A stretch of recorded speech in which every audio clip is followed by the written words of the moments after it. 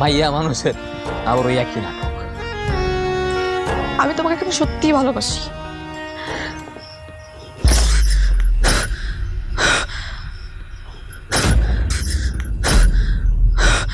এটা তুমি কি করলা? হ্যাঁ, কেন করছো এটা? আমি তোমাকে সত্যি সত্যি ভালোবাসি, তুমি এইবার আমাকে বিশ্বাস করো। সত্যি তুমি আমার ভালোবাসো? আগে বাসতাম না, কিন্তু এখন বাসি। আর অনেক ভালোবাসতে চাই,